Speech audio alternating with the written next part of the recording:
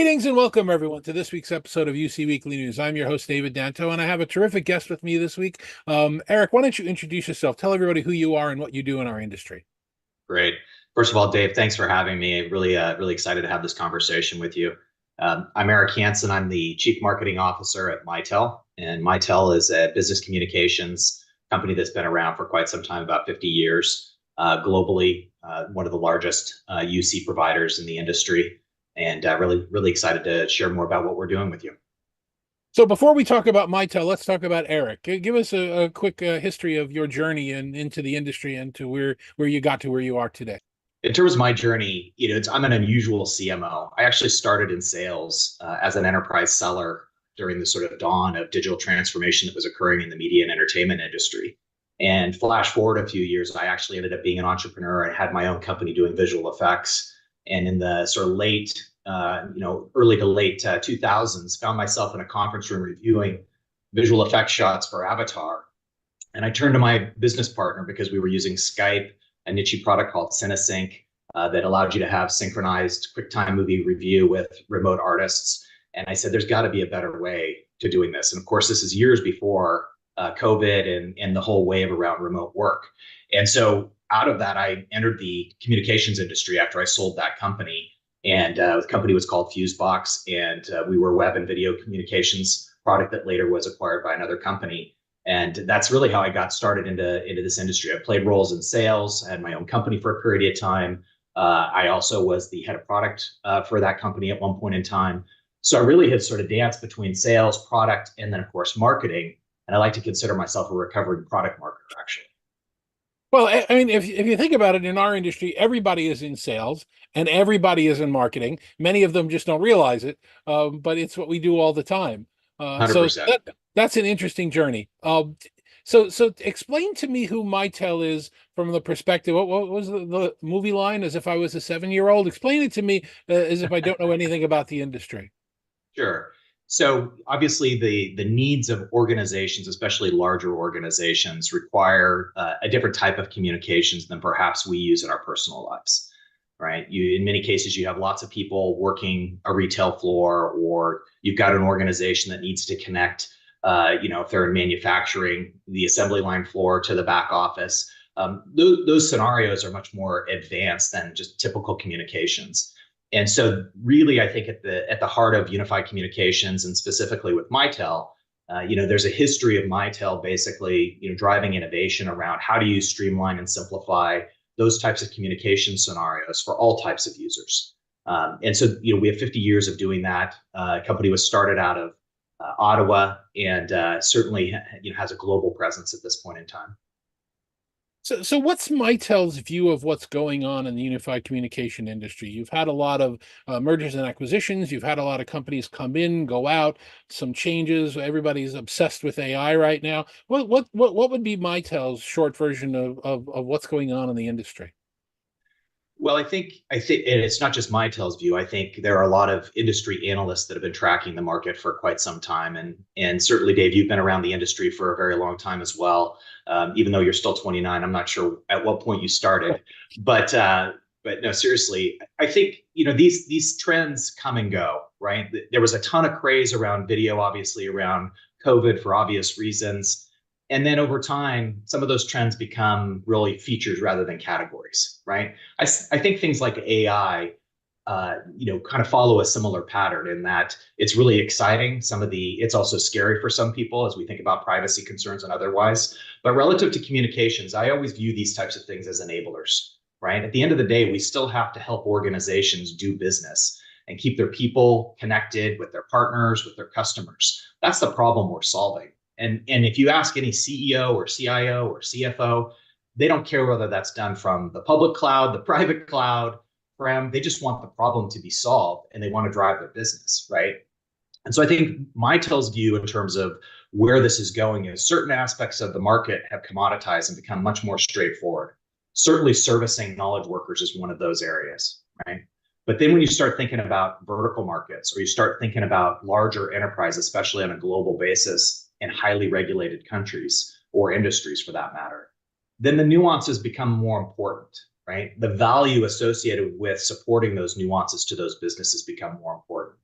And that's where we believe the market's really going next in terms of how do you really solve those types of problems for large organizations today while preparing for them for tomorrow, regardless of what the platform is that it needs to sit on to solve those problems.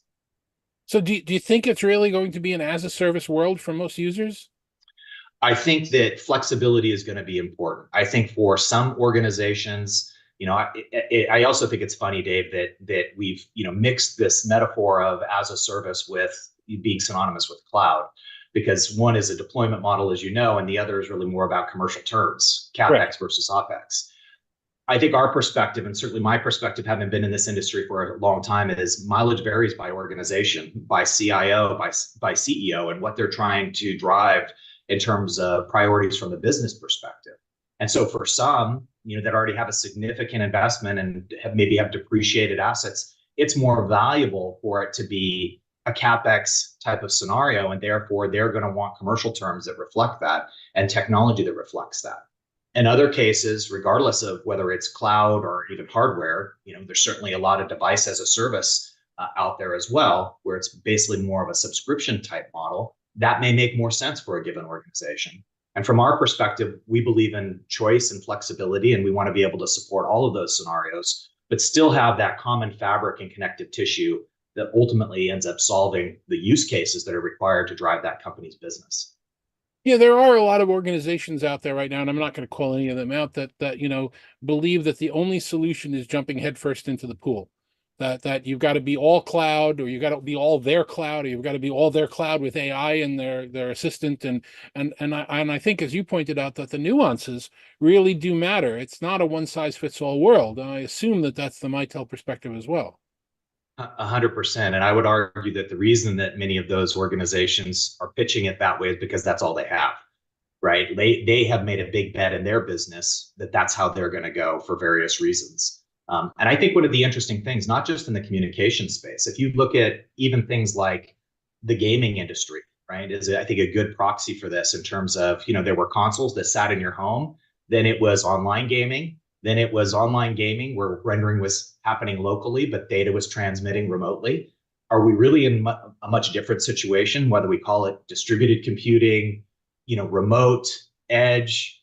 I think at the end of the day, some sort of hybrid model in terms of how you distributed processing power, if that's what makes sense for the business model and for driving, real-time interaction, great. And if there's some sort of hybrid of how that technology is used, that's great too. I think we'll see that with AI.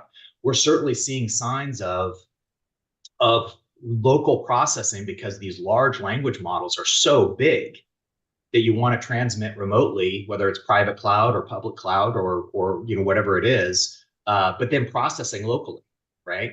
So I don't think this conversation is over. I think we'll continue to see this pendulum continue to swing back and forth, again, based on what's right for the business, based on what's right for solving those use cases. Yeah, Does that that make actually sense? Yeah, that kind of opened my eyes. I had recently moderated a conversation at IT Expo around endpoints, and I asked the general question, where do you see the AI living? And the consensus amongst multiple manufacturers and service providers were that it is going to live more and more in the endpoints. And if you think about it, that really makes sense in terms of the speed of processing. You can't have a self-driving car, and this came up on our show last week. You can't have a self-driving car asking the cloud if it's a good idea whether or not it hits the baby carriage. There's got to Right. be the ability to be able to make that decision faster, locally communicate data to the cloud back and forth, and collect data any way you want. But that we're going to have to see the endpoints be much smarter in the nuance of communication as we go forward. Yeah, I would argue that NVIDIA is betting on that, right? I mean, they did it in the gaming industry. They're probably thinking about it in the same way relative to AI. It would be my bet, just my personal opinion. But I think you bring up another point that's really important relative to communications and specifically unified communications. When you start thinking about these nuanced use cases that I mentioned earlier, think about an operating room. We both know because we've seen the development and evolution of voice over IP. But in a lot of cases, whether it was the early days of Skype or where we are today with video conferencing, certainly the technology's gotten better, but the hairpinning that goes out and back, even if you're in the same building, can be problematic when you've got a mission critical use case and milliseconds matter. Think about an operating room, right? We talk about remote operations and supervision relative to a mission critical use case like that. but until the connectivity, you can't process some of those things remotely. You've got to actually have real-time interaction at the endpoint in the room to really support those types of mission critical, in this case, gravely mission critical types of scenarios, right? So I think there's a lot more conversation to be had around this. And again, it's the right tool for the right job, right? Like, let's use the technology and focus more on what's a given organization trying to solve for to drive their business, and then let's bring the right set of things together to solve that problem with an end-to-end solution. And that's even more applicable when you talk about the essentially the commoditization of the endpoints that are out there right now. The first video conference rooms in the days that you were talking about and I was talking about, we were talking about hundreds of thousands of dollars or up to $100,000, depending upon the room you're talking about. The first video bar came out, 5 years ago. It was amazing. And Right. now everybody's got a video bar, and you're seeing it from companies you've never heard of before. Same thing when it comes to telephony. We've been announcing the death of the desktop telephone for 20 years, and it's just not going away because people like the form factor and people are using it. So as it commoditizes the service end of the industry, the vertical services, and how we differentiate and how we understand what those actual needs are with use assessments and modeled support is really what's going to differentiate organizations.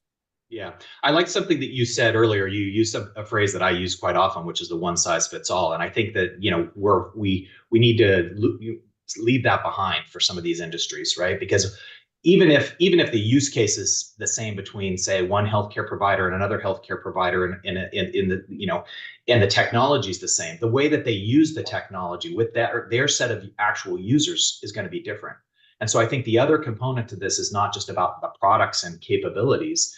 It's also about how you integrate with the rest of the ecosystem that exists in that environment. So integrations with things that are maybe less horizontal, right? If you think about whether it's healthcare or you think about financial services or lending, they're not using Salesforce necessarily as an example. They're using their own type of ERP or CRM that is very specific to that industry. And so those types of understandings around what's important to how a product like the Mitel portfolio fits into that ecosystem is nuanced in even an individual customer perspective. And I'm not suggesting that every customer should be a snowflake. That doesn't scale. But certainly understanding those nuances and then being able to tailor solutions to fit those needs with professional services and an openness in the platform, I think is super critical to actually do something that's differentiated. Yeah, I totally agree. Now, one phrase that keeps coming up when I was talking to people about Mitel is life cycle management. Yes. Explain to me why that's such a big deal for Mitel and what's going on with it. It's a great question. I think both in my past and in my current role, everything always starts with the customer, and I work backwards from there. It's the recovering product marketer or product manager in me, I guess. And I think when you think about the tenure that Mitel has had in the industry, and the fact that last year we acquired Unify, which came out of Siemens, so it's another company that's been around for a very long time. And you put those two companies together, and the size of the install base is, if not the largest, one of the largest in the industry, right? And so your ability to help support and evolve services to continue to support that size of an install base becomes very important, not just for those customers, but also for us as an organization. And so really, I think, we call it CLM. Really, I think what that's designed to do is to put that customer first and to then map out customer journeys and how we, not just about from a product perspective, but how we do business together. And I think that that's one of the important things, especially when you're bringing two families together like Unify and Mitel under the Mitel brand. That becomes even that much more important. So we're doing a lot of things, both in terms of the business side of things, in terms of how you better support and have that flexibility to support the different stages of the life cycle with those customers. And then from a product perspective, as we think about things like, of course, you have to end of life certain devices as you bring out new devices. What does that migration plan look like? How do you think about it from the customer's perspective and what's going to be important to them? And what type of runway do you need to give them to make those types of transitions? And then on top of that, you also have to be very thoughtful, and we're not necessarily the first to do this. Certainly, I love what Okta has done over the years in this respect, but it's about how do you help organizations realize the most value out of the investments that they're making. And so having that type of relationship that is not just about, hey, I want to sell you something else, or we want to migrate you to something else. But hey, you've made this investment in us. We want to invest in you and make sure you're maximizing that investment. And so that's really important to us as we think about customer outcomes. Yeah, relationships are probably the most important thing in our industry and in many industries. So it was 100%. good seeing you and your team last week at Enterprise Connect. It's good surviving another Enterprise Connect. Let's leave it at that. But what announcements did you make, or what kind of is your roadmap for 2024? What are you looking forward to that you talked about there, and that maybe you didn't talk about there? Yeah, sure. So we were in the process of obviously bringing together. A lot of people are very interested in how these two companies that are pretty large are coming together from both a portfolio perspective and just in terms of how we do business, right? And so certainly a lot of the conversations that we had at Enterprise Connect were really surrounding that. What's next? And we didn't make any formal announcements, but we're in the process of actually formally announcing some things to the rest of the market. But certainly with analysts and industry influencers and some of the business consultants out there that support the unified communications industry, we started to pre-brief them on where we're going with the roadmap in terms of topics like AI, right? And I'm glad that you brought AI up. We're very similar to Apple in that we're kind of stepping back and we don't want to announce things that aren't going to drive real customer value, right? We want to actually think about how does it fit into the use cases? How does it drive value today, Oh, as come on, well as you don't want to enabling get it on the tomorrow? hype train with everybody else? You don't want to Most announce people on the 17 hype different train AI can't spell products? AI, Dave. I actually just posted an article a couple of weeks ago about how we need to calm down with this AI thing, because it's not as much of a nirvana as people are making it out to be. It's exciting, it's interesting. We need to know about it. We need to be prepared for it in business, but I don't think it's something we should be relying on just yet, because there's a lot of scary bubbles that I think might burst. I couldn't agree more. And as a marketer, there's certain aspects of where it fits into the the workflow of my team, for instance, and how it can drive some efficiencies. But at the end of the day, as I said earlier, it's an enabling technology. It's not the end all be all replacement. You still need carbon based assets to drive creativity, in my opinion. And if everybody's using the same large language models and so forth, things become vanilla pretty quickly, right?